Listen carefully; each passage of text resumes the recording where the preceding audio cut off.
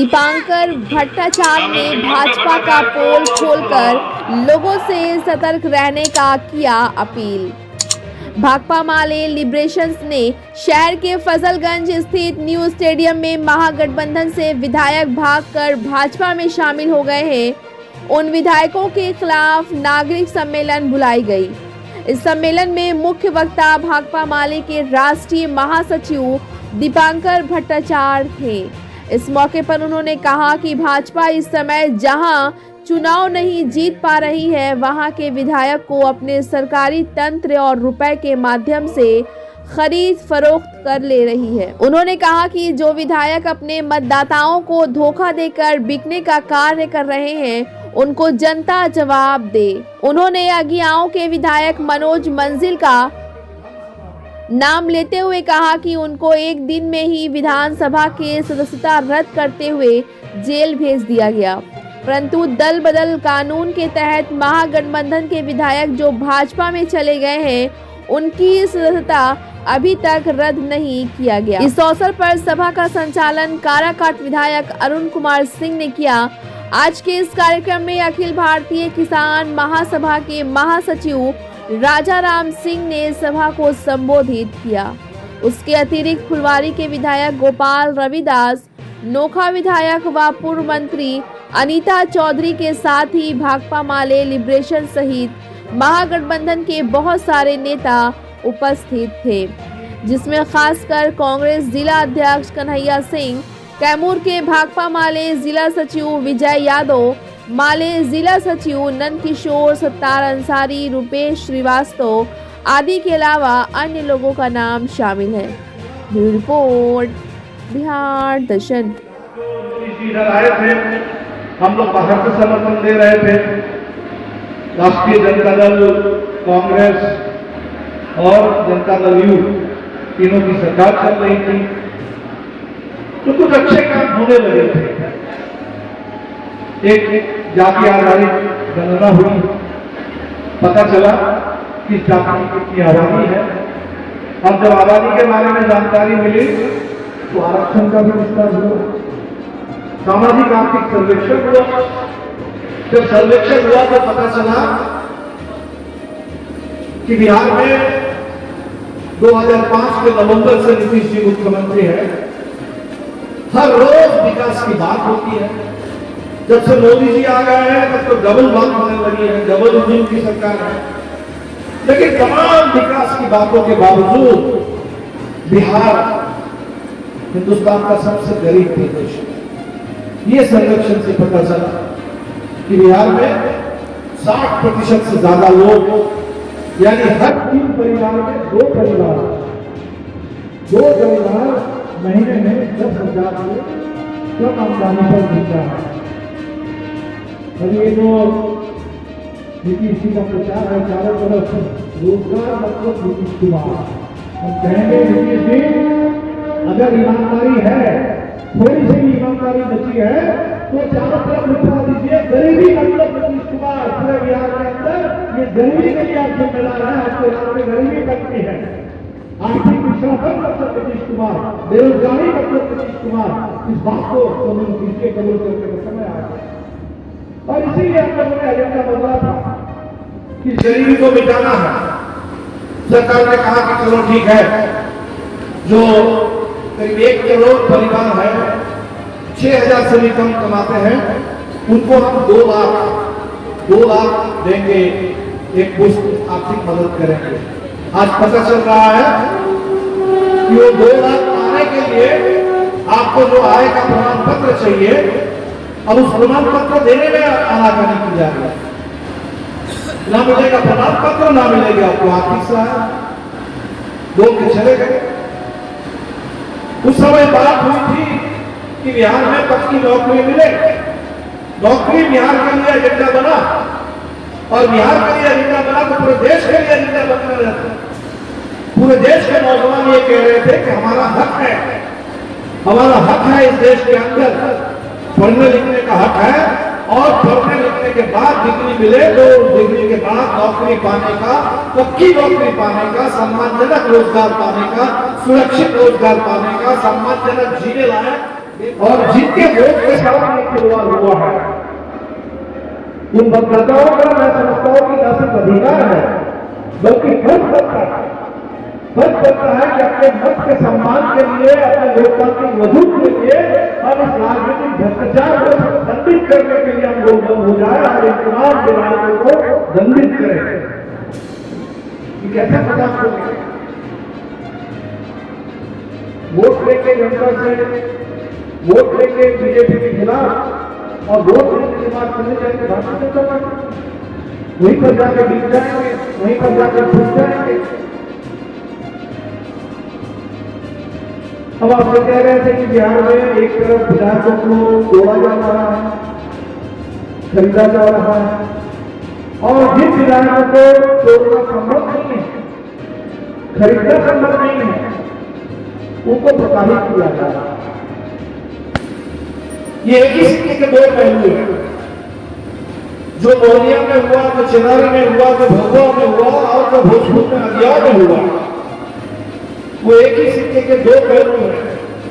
इधर बिकने वाले लोग थे, बिक गए, झुकने वाले लोग थे, झुक गए, जनता से गद्दारी करने वाले लोग थे, गद्दारी करके चले गए। और अगिया में कॉमरेड रामनरेश राम के रास्ते पर चलने वाले मनोज मंजिल जैसे विधायक थे, जो कोरोना काल में करीब 90,000 लोगों को वोट लेकर के जीते थे, 48,000 के मार्जिन से जीते थे। पूरे कोरोना काल में और उसके बाद भी जान की बाजी लगाकर अस्पतालों में लोगों को इलाज मिले इसके लिए लड़ रहे थे, बच्चों के लिए स्कूल चले इसके लिए लड़ रहे थे, खेत मजदूरों को, ग्रामीण मजदूरों को मनरेगा में पूरा काम मिले, पूरी मजदूरी मिले इसके लिए लड़ रहे थे, बटेदारों को अपना हक मिले इसके लिए लड़ रहे थे, किसानों को फसल की सही कीमत मिले इसके लिए लड़ रहे थे। तो उनको 2015 के फर्जी मुकदमे में फंसा करके एक कथित हत्या के मामले में, जहां लाश भी नहीं बरामद हुई, एक नकली लाश ला करके, एक फर्जी केस बना करके 23 साथियों को आजीवन कारावास की सजा सुना दी और उस आजीवन कारावास की सजा सुनाने के साथ साथ सदस्यों को चली गई। और अभी हमने देखा कि वो विधानसभा में भी विधायक खाली करने के लिए नोटिस किया। तो आज की इस पूरी व्यवस्था में भारतीय जनता पार्टी की जो साजिश है, भारतीय जनता पार्टी और नीतीश जी की मिली जुली सरकार इस कार्यक्रम के मुख्य भट्टाचार्य, बड़े भाई अरुण जी जो काराकाट से हैं, फुलवारी से हैं, गोपाल रविदास जी और यहाँ पर बैठे सभी दल के नेतागण और दूर दूर से आए सभी कार्यकर्ता साथियों, माताओं एवं बहनों, इस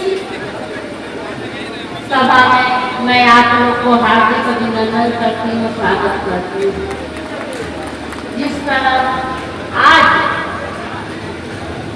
देश में विषम स्थिति है, देश का संविधान खतरे में है, ये किसी से छुपा हुआ नहीं है। जब तक हम सारे लोग सड़क से लेकर सदन तक ले इन लोगों को जो विपक्ष में हैं, जो तरह तरह के जुमले 14 से लेके 24 तक ले दिए, एक भी जुमला आप लोग कह दीजिए जो सक्सेस हुआ है, 2 करोड़ नौकरी हो, 15 लाख रुपया हो, या हर तरह के जुमले, हर तरह के बात निसफल हुए, एक भी उनका जो वादा है धरातल पर नहीं है। केवल लोगों को और हमारे जितने भी बच्चे और बच्चियां हैं उनका सारा चीज प्राइवेटाइजेशन करना और हमारे लोगों को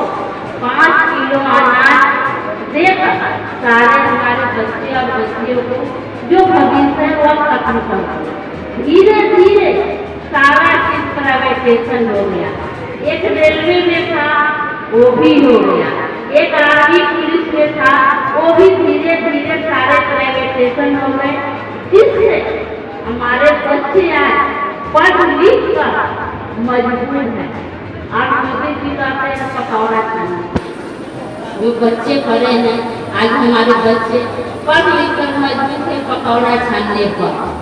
मैं आप लोग को कहना चाहती हूँ, जिस तरह यह निकम्मी सरकार हमारे बच्चे और बच्चियों को भविष्य के साथ खिलवाड़ कर रहे हैं, तरह तरह के वादे कर रहे हैं, लेकिन एक भी धरातल पर नहीं उतरा। तो बच्चे को क्या होगा? आप लोग से यह आग्रह है, यहाँ पर महिलाएं भी आई हुई हैं। आज बहुत सारे बेटी पढ़ाओ बेटी बचाओ को नरेंद्र मोदी ने नारा दिया। आज क्या हुआ? आज बेटियां के साथ आए दिन बलात्कार, आए दिन कुछ न कुछ घटना होते रहती है। यही है सरकार, केवल वादा की सरकार है, केवल जुमला की सरकार है, वादे पर वादे, जुमले पर जुमले। तो आप से गुजारिश है कि जो भी महागठबंधन के 17 साल बना 17 महीने में काम हुए हैं, वह अपने लोगों को जाकर पहुंचाना है। और उन्होंने जो किए 10 साल में वादा किए हैं, जो जुमला किए हैं, उनको भी लोगों को बताना है। क्या लोगों को 10 साल में 20 करोड़ नौकरी मिल गई? क्या 15-15 लाख रुपए आ गए? क्या सफेद धन आ गया? एक भी आप लोग से मैं पूछना चाहती हूँ, एक भी वादा वह धरातल पर उतरा है? आप लोग हाथ उठा के एक बार बता दीजिए, कोई भी उनका वादा आज तक धरातल पर नहीं आया। तो हमेशा ही यात्रा पर रहते हैं, है ना। विदेश की यात्रा पर पहले ज़्यादा रहते थे, अब चुनाव है इसलिए देश की यात्रा पर थोड़ा ज़्यादा है, लेकिन इससे कोई फ़र्क नहीं पड़ने वाला। पूरे देश में जनता इस समय पिछले 10 साल का हिसाब मांग रही है। 10 साल आपने क्या किया, उसका हिसाब, उसका जवाब चाहिए। सुप्रीम कोर्ट ने स्टेट बैंक से हिसाब मांगा था कि चुनावी चंदे के नाम पर ये जो रिश्वत मिला है सरकार को, उसका पूरा खुलासा हो, और स्टेट बैंक ने कहा कि हमको 30 जून तक समय चाहिए। ये सरकार के पास कोई जवाब नहीं है, ये पर्दा डालना चाहती है हर चीज़ पर। मोदी जी परिवार की बात कर रहे हैं, तो मोदी जी का जो असली परिवार है, कुछ असली परिवार के जो लोग हैं अदानी अंबानी जैसे, उनके ऊपर पर्दा डालने की पूरी कोशिश है। हमें लगता है कि जनता अभी तो जवाब मांग रही है, सरकार से जवाब नहीं मिलेगी तो जैसे ही चुनाव आएगा जनता जवाब दे देगी सरकार। विधायकों लगातार खरीद हो रहा है, बिल्कुल, बहुत, ये मैं समझता हूँ कि बहुत बड़ा राजनीतिक और आर्थिक भ्रष्टाचार है, उसका संगम है। और इस पूरे सासाराम लोकसभा को उसके प्रयोगशाला के रूप में चुन लिया है इन लोगों ने। तो आप ज़रा सोचिए कि जिन 3 विधायकों को महागठबंधन से टिकट मिला था और जनता ने करीब 2 लाख वोट दे करके चुना था, तो मैं समझता हूँ कि इनके ये जो दल बदल इन्होंने किया है, ये बहुत बड़ा राजनीतिक भ्रष्टाचार है और उस जनता का अपमान है।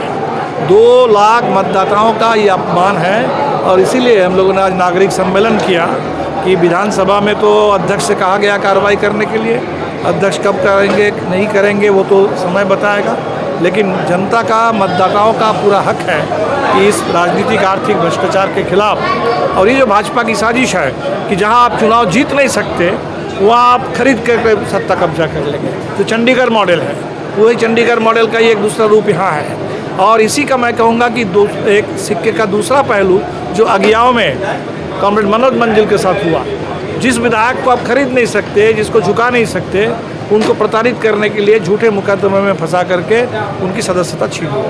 ये एक ही तरह की साजिश है कि कुछ विधायकों को खरीद लो, कुछ को तोड़ लो, और जिनको खरीद नहीं सकते, जिनको झुका नहीं सकते, उनको फर्जी मुकदमे में फंसा करके प्रताड़ित करके उनकी सदस्यता छीन लो। लेकिन ये सत्ता का अहंकार है, घमंड है, मतदाता का, जनता का अपमान है। जनता इसका बिल्कुल जवाब देगी। चिराग पासवान भी दूरी बना रहे हैं, ऐसा लग रहा है कि गठबंधन की तरफ आ गया। अभी तो देखा जाए, लेकिन हम ये कहेंगे कि इस समय जो गठबंधन महागठबंधन जो बना है, इंडिया गठबंधन जो बना है, ये पूरे देश को बचाने के लिए, लोकतंत्र की रक्षा करने के लिए बना है। और इसमें अगर इस राजनीतिक मकसद का साथ देने के लिए कोई अगर आते हैं तो स्वागत करेंगे। ये है कि ईवीएम में पारदर्शिता नहीं है।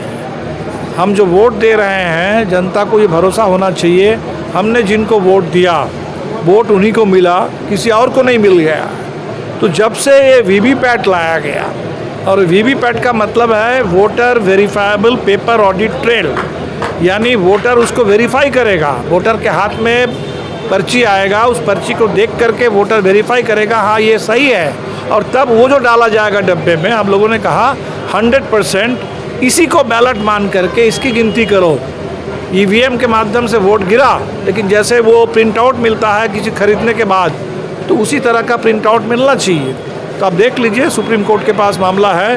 हम उम्मीद करते हैं कि सुप्रीम कोर्ट ने इलेक्टोरल बॉन्ड पर जो फैसला सुनाया, उसको भी सुप्रीम कोर्ट की जो स्टेट बैंक ने एक फर्जी तर्क दिया है, वो बकवास, उसको निश्चित तौर पर सुप्रीम कोर्ट खारिज करेगा। ईवीएम के बारे, इलेक्टोरल बॉन्ड के बारे में भी पूरा खुलासा होगा, और ईवीएम और वीवीपैट का जो चक्कर है, इसके चंगुल से भारत के चुनाव को हम लोगों को बचाना है। और चुनाव की पारदर्शिता उसी पर निर्भर करती है, चुनाव की विश्वसनीयता। तो चुनाव की विश्वसनीयता बनी रहे, पारदर्शिता बनी रहे, हम इसके लिए लड़ेंगे। कहाँ है लालू जी? चाहे हम लोग राम विरोधी, हम लोग तो शुरू से राम को मानने वाले हैं। आज भी पूजा हो रहा है। अरे उनके आने से पहले ही हमारे पूर्वज लोग जो भी है राम को पूजा कर रहे हैं, रामनवमी हो रहा है, सारे तो पूजा हो ही रहा है हम लोग के यहाँ। कहाँ कोई है? उनका केवल जुमला है, लोगों को भड़काना है और कुछ नहीं है। महागठबंधन से बहुत सारे विधायक भाग गए, अब नहीं, जो भाग गए सो भाग गए, अब सही है। 2024 की तैयारी किस तरह करना पार्टी? अच्छा से चल रही है। देखिए, आज मैंने यहाँ पे विधायकों की खरीद फरोख्त के ख़िलाफ़ यहाँ पर नागरिक सम्मेलन हुआ है, और इस सम्मेलन में आप दीपांकर भट्टाचार्य जी आए हैं। ये भाकपा माले के राष्ट्रीय महासचिव हैं। सबसे बड़ी चीज़ है कि आज काफ़ी दूर दराज से लोग आए थे यहाँ पे इनका ये भाषण सुनने के लिए, और इन्होंने जो कहा है आपको मैं दिखा रहा हूँ, आप सुन रहे हैं। क्योंकि आप जान रहे हैं कि अभी देश में राजनीति किस करवट को ले चुकी है, और जाहिर चीज़ है कि उसकी जो करवटें ले रही हैं उसको समझाने के लिए, बताने के लिए, प्रकाश डालने के लिए दीपांकर भट्टाचार्य जी लगातार भ्रमण कर रहे हैं, लोगों के बीच जा रहे हैं, समझाने की कोशिश कर रहे हैं। और जिस तरह से मोदी सरकार लोगों को के साथ जो व्यवहार कर रही है, उसको ये दर्शाने की कोशिश कर रहे हैं। बिहार दर्शन से असलम परवेज़।